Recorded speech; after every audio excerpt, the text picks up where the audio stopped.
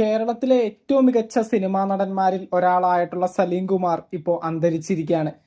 ഏകദേശം 250ലധികം സിനിമകൾ, കോമഡി കഥാപാത്രങ്ങൾ ഉൾപ്പെടെ അദ്ദേഹത്തിന്റെ ജീവിതത്തിലൊട്ടാകെ അഭിനയിച്ചിട്ടുണ്ട്. ഇഷ്ടമാണ് നൂറുവട്ടം എന്ന് പറഞ്ഞ സിനിമയിലൂടെയാണ് ആദ്യമായിട്ട് സലീം കുമാർ സിനിമയിലേക്ക് എത്തുന്നത്.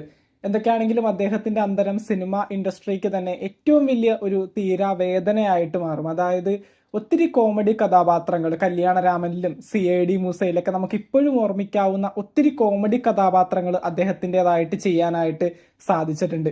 അതുപോലെ തന്നെ 250ലധികം സിനിമകൾ പല രീതിയിലുള്ള കഥാപാത്രങ്ങളിലൂടെ കേരളത്തിലെ സിനിമ ഇൻഡസ്ട്രിയെ തൻ്റെതാക്കി മാറ്റിക്കാനും സലീം കുമാറിന് വളരെ ചുരുങ്ങിയ സമയത്തിനുള്ളിൽ സാധിച്ചിട്ടുണ്ട്.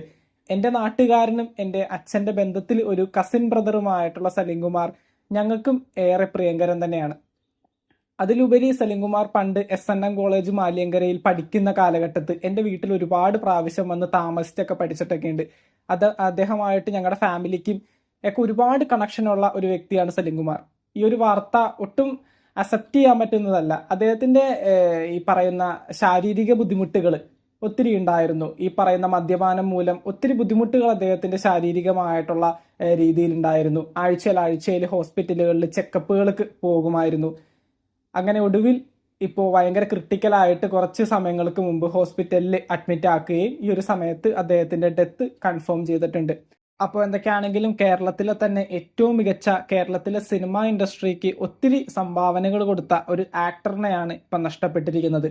അദ്ദേഹം ഒരു ആക്ടറായിരുന്നു, പ്രൊഡ്യൂസറായിരുന്നു, അതിലുപരി ഒരു ഡയറക്ടർ കൂടിയായിരുന്നു. അപ്പം എന്തൊക്കെയാണെങ്കിലും സിനിമ ഇൻഡസ്ട്രിക്ക് വളരെ തീരാ നഷ്ടം തന്നെയാണ്. ഇപ്പോൾ അദ്ദേഹത്തിന്റെ മകനായിട്ടുള്ള ചന്തു സലീം കുമാറും സിനിമ ഇൻഡസ്ട്രിയിലേക്ക് വന്നിട്ടുണ്ട്. ഒത്തിരി വിജയ ചിത്രങ്ങളുടെ ഭാഗമാവാനും ചന്തുവിന് സാധിച്ചിട്ടുണ്ട്. സിനിമ ഇൻഡസ്ട്രിയിൽ സലീം കുമാർ നിന്നതുപോലെ തന്നെ ഒത്തിരി കോമഡി കഥാപാത്രങ്ങൾ ഇതിനോടകം തന്നെ ചന്തു സലീം കുമാറും ചെയ്തിട്ടുണ്ട്.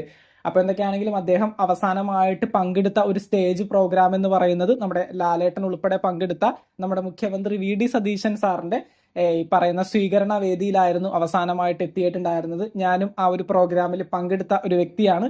അതിനോട് അനുബന്ധിച്ചുകൊണ്ട് ആ ഒരു പ്രോഗ്രാമിൽ വന്നപ്പോഴും അദ്ദേഹത്തിന് ഭയങ്കരമായിട്ടുള്ള ശാരീരിക ബുദ്ധിമുട്ടുകൾ ഉണ്ടായിരുന്നു.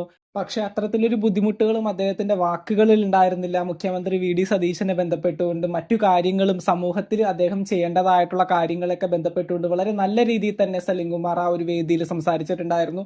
അതിനുശേഷമാണ് അദ്ദേഹം വീട്ടിലേക്ക് പോയത്.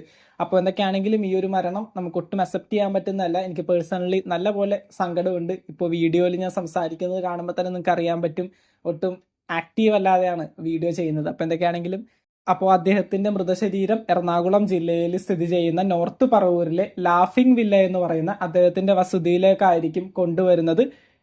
ഈ പറയുന്ന പോലെ പ്രമുഖരായിട്ടുള്ള ഒത്തിരി ആക്ടേഴ്സും ഈ ഒരു അന്ത്യോപചാര ചടങ്ങുകളുടെ ഭാഗമായിട്ട് പങ്കെടുക്കും എന്നുള്ള രീതിയിലും പറയാനായിട്ട് സാധിക്കുന്നുണ്ട്. മറ്റൊരു വീഡിയോ ആയിട്ട് നമുക്ക് വീണ്ടും കാണാം. താങ്ക്